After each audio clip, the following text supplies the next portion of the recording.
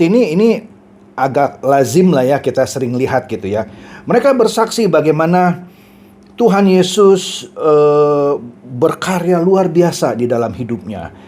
Misalnya yang dulunya dia bukan siapa-siapa, sekarang setelah menerima Tuhan Yesus dia bisa menjadi besar. Ya, menjadi salah satu orang terkaya di negeri ini, ya kan? Kemudian biasanya yang bersaksi ini melanjutkan dengan kata-kata, jika Tuhan Yesus melakukan itu kepada saya, maka dia juga akan melakukan kepada Anda. Tepuk tangan. Kan kira-kira gitu kan? Biasa disambut juga dengan kata-kata amin, haleluya. Tepuk tangan lagi, ya kan? Kemudian juga ada orang bersaksi bahwa dia disembuhkan dari sakit penyakit. Ya, setelah menerima Tuhan Yesus menyembuhkan penyakitnya. Lalu ia berkata dengan kalimat yang serupa, jika ini terjadi atas saya, maka ini juga pasti terjadi atas saudara-saudara. Disebut juga atau disambut juga, amin, haleluya, tepuk tangan. Sering kan Anda mendengar hal seperti itu? Tetapi pernahkah Anda mendengar kesaksian seperti kalau misalnya para rasul itu kita undang ke mimbar untuk bersaksi? Kira-kira seperti apa ya kalau para rasul ini bersaksi di atas mimbar? Ambil contoh deh, Rasul Paulus. Kira-kira Rasul Paulus akan bersaksi kira-kira ya seperti ini. Sebelum saya mengenal Yesus Kristus, saya adalah seorang yang sukses. Iya kan, sebelum terima Yesus dia sudah sukses. Ya. Saya adalah lulusan School of Hillel. Wah, School of Hillel adalah sebuah sekolah agama Yahudi ternama pada waktu itu. Guru saya adalah Rabban Gamaliel. Nah, Rabban adalah gelar yang lebih tinggi dari Rabi. Dan Gamaliel adalah orang pertama dengan gelar Rabban. Saya juga pemimpin agama Yahudi yang terhormat. Iya, dia pemimpin dulunya sebelum terima Tuhan Yesus, oke? Tetapi dalam perjalanan saya ke Damsyik katanya ya, sekarang Damaskus itu, saya bertemu dengan Yesus, hidup saya berubah 180 derajat. Saya jadi menderita secara fisik, kadang kelaparan, kadang kedinginan, kadang kepanasan. Saya ditolak oleh orang-orang sebangsa. Karena orang Yahudi kalau menerima Yesus sebagai juru selamat, dia ditolak oleh bangsanya. Ya kan? Mereka memburu saya seperti hewan. Saya dimasukkan ke dalam penjara. Kemudian dia pernah menumpangi kapal. Kapalnya pernah pecah dihantam ombak gitu ya. Saya juga pernah dipatuk ular berbisa. Saya juga pernah mendapatkan sakit yang tidak pernah sembuh-sembuh, duri dalam daging, dan sebagainya. Apa yang disaksikan oleh Paulus di sini? Bukan hal-hal yang enak justru. Ketika dia menerima Tuhan Yesus, justru dia mengalami hal-hal yang tidak enak. Dulu terpandang, sekarang begitu menerima Tuhan Yesus, dibuang gitu. Diburu oleh bangsanya sendiri. Karena dianggap dia pengkhianat. Iya kan? Dan dia menderita, dipatuk ular berbisa, kapalnya pecah, seperti tidak ada perlindungan dari Tuhan. Ya kan?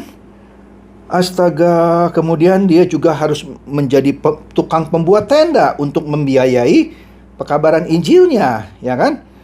Kemudian, kalau dia bilang, jika ini bisa terjadi pada saya, ini juga bisa terjadi pada Anda. Anda mau katakan amin? Amin, berarti Anda siap susah dong. Siap menderita kan? Dan akhirnya saya mati dipenggal. Dia matinya dipenggal kan? Anda mau bilang amin? Haleluya. Jika ini bisa terjadi atas diri saya, ini juga bisa terjadi atas diri Anda. Anda mau bilang amin? Haleluya. Ya enggak lah rasanya. Ya kan? Siapa lagi? Ya Rasul Petrus. Kalau dia bersaksi, dia bilang apa? Ya, bahwa dia sudah dikatakan oleh Tuhan Yesus bahwa dia di masa tuanya akan hidup dengan, atau matinya justru dengan cara tidak wajar, di mana saya tidak berdaya dibawa oleh orang untuk menghukum saya. Jika ini terjadi pada diri saya, maka ini juga bisa terjadi atas diri Anda. Kira-kira Anda akan bilang amin haleluya nggak? Pasti ketakutan kan? Ya kan? Pasti ketakutan. Rasul-rasul yang lain kalau bersaksi apa juga? Sama. rata-rata menemui ajalnya dengan cara yang tragis. Matius meninggal dunia karena disiksa dan dibunuh dengan pedang di Ethiopia. Markus meninggal dunia di Alexandria atau Mesir setelah badannya diseret hidup-hidup dengan kuda melalui jalan-jalan yang penuh batu sampai dia menemui ajalnya. Lukas meninggal dunia digantung di Yunani setelah ia berkhotbah di sana kepada orang-orang yang belum mengenal Tuhan Yesus. Yohanes digoreng, benar digoreng dalam bak minyak mendidih di Roma. Tetapi karena Tuhan masih ingin memakainya, maka keajaiban terjadi sehingga walaupun ia telah digoreng hidup-hidup, ia bisa hidup terus. Oke, tetapi akhirnya ia dibuang dan diasingkan maksud saya ke Pulau Patmos, ya, untuk kerja paksa di tambang batu bara. Nah, pada saat itu ia mendapat pewahyuan sehingga dia bisa menulis kitab Wahyu.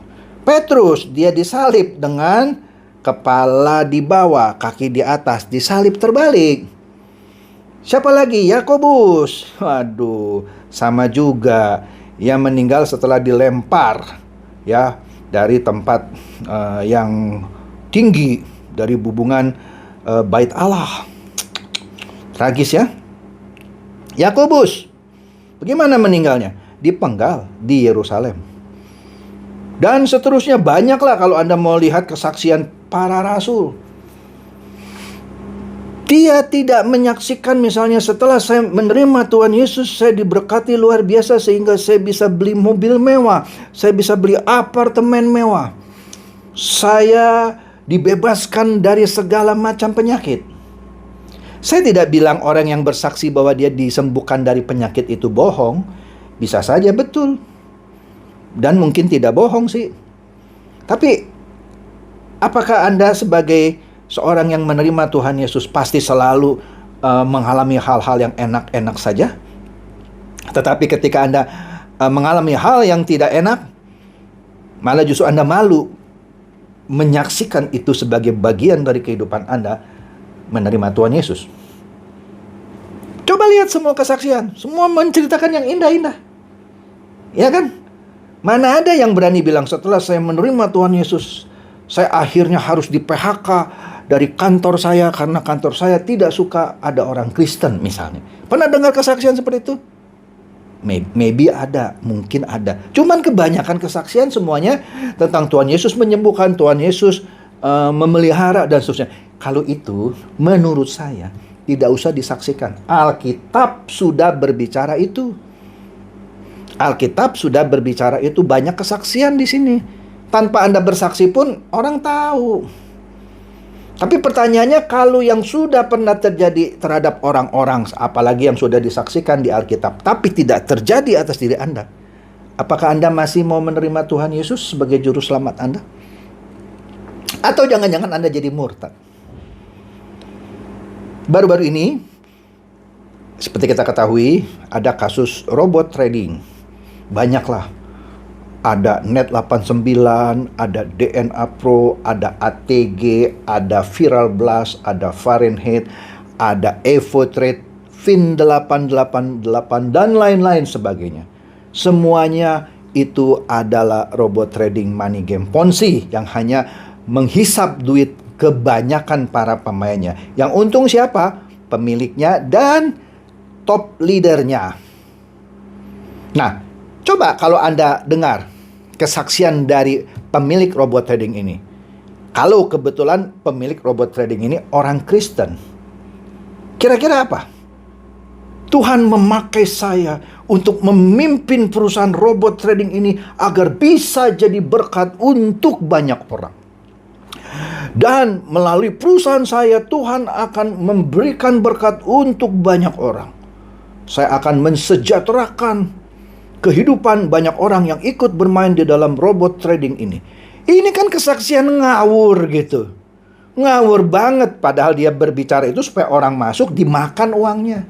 Dia bersaksi atas nama Tuhan bahwa perusahaan robot tradingnya ini dipakai untuk memberkati banyak orang. Padahal di balik kesaksiannya tujuannya agar mengundang orang masuk untuk dimakan gitu uangnya. Belum lagi orang yang sudah ikut robot trading ini, terus dia bersaksi juga, Tuhan Yesus ternyata membuka jalan. Di tengah-tengah kesulitan pandemi COVID-19, Tuhan menghadirkan misalnya robot trading DNA Pro. Sehingga kami bisa mendapatkan penghasilan melalui robot trading ini. Terima kasih Tuhan Yesus. Ngawur banget. Padahal itu money game Ponzi. Mungkin betul dia dapat uang, tapi itu bukan berkat dari Tuhan Yesus. Itu berkat maling karena dia makan uang member di bawahnya. Nah sekarang diburu itu orang-orang yang katanya mendapat berkat gitu dari Tuhan. Iya, karena yang dimakan adalah uang member yang join di bawahnya. Ini kan money game Ponzi. Jadi itu kesaksian ngawur gitu. Bukan berarti Anda tidak boleh bersaksi, tapi ketika Anda bersaksi, bersaksilah ya suatu kesaksian yang benar-benar, yang menurut Anda bisa menguatkan orang lain, bisa menguatkan iman orang lain. Bukan hanya untuk sesuatu yang enak didengar. Padahal kenyataannya justru membahayakan. Contoh kesaksian mengenai robot trading itu yang dikatakan bisa menjadi solusi di zaman pandemi COVID-19. Oleh karena itu, Tuhan sudah buka jalan. Marilah bersama-sama kita jalankan robot trading DNA Pro ini misalnya. Itu kan ngaco. Jadi kesaksian itu dipakai justru untuk merekrut orang. Itu bukan kesaksian namanya. Itu suatu teknik marketing berkedok kesaksian untuk justru memakan uang orang-orang itu. Ya. Jadi kalau kesaksian Anda bukan sesuatu yang benar-benar Anda rasa itu dari Tuhan, sebaiknya Anda tidak usah bersaksi. Nggak salah sih kalau Anda bersaksi, wah Tuhan baru-baru ini mengabulkan permintaan saya sudah putus harapan, dokter sana, dokter sini bilang saya sudah tidak ada harapan. Tetapi begitu saya terus berdoa, Tuhan sembuhkan saya dari penyakit kanker misalnya. Setelah saya dicek lagi, penyakit kankernya sudah hilang. It's okay.